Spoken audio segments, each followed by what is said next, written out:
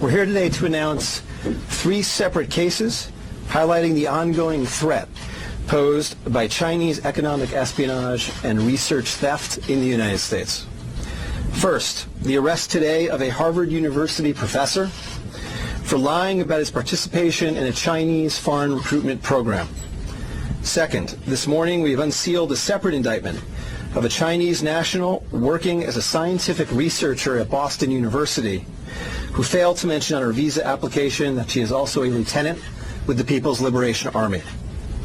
Finally, this office has indicted another Chinese national for trying to smuggle vials of biological material out of the United States to China and lying about it to federal investigators. That defendant, whose entry to the United States had been sponsored by Harvard University, was a cancer researcher at a lab at the Beth Israel Deaconess Medical Center. So, this morning, the FBI arrested Dr. Charles Lieber, the chair of the Department of Chemistry and Chemical Biology at Harvard University, for making false statements regarding his involvement in China's 1,000 Talents Plan and his affiliation with the Wuhan University of Technology. The complaint alleges that Dr. Lieber signed a contract with the Chinese university in Wuhan and was paid up to $50,000 per month, plus up to $158,000 in living expenses, and awarded more than $1.5 million to set up a research lab at the Chinese school and work there on researching nanotechnology. Lieber also joined China's 1,000 Talents Plan, according to the complaint, a Chinese government-run program designed to entice scientists and researchers in the United States to share their research expertise with China. At the same time, Dr. Lieber was receiving U.S. grant funds from the Department of Defense and the National Institutes of Health.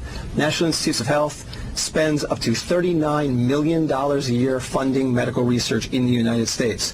Those programs required Dr. Lieber to disclose if he was working with, including receiving funding from, any foreign power.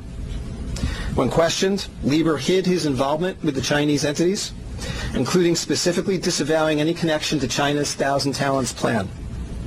Meanwhile, based on the complaint, it appears that China paid Lieber hundreds of thousands of dollars over the years for his involvement with the Chinese entities and for his work on research for Chinese gain.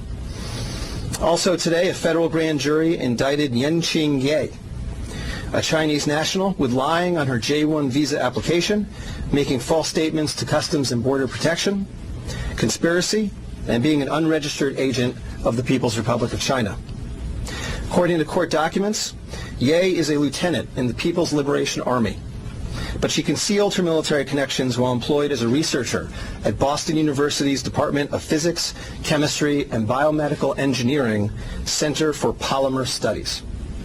The indictment alleges that a colonel in the People's Liberation Army and other military officers from the Chinese National University of Defense Technology gave Ye numerous assignments while she was in the United States, such as conducting research, assessing U.S. military websites, and sending documents and information back to China.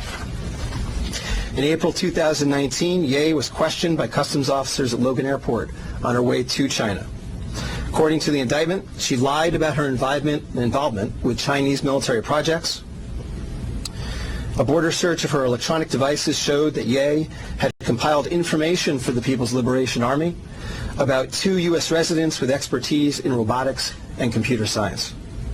Lastly, last week this office indicted Zheng Zhaozhang, a Chinese national sponsored by Harvard University who was doing cancer research at the Beth Israel Deaconess Medical Center.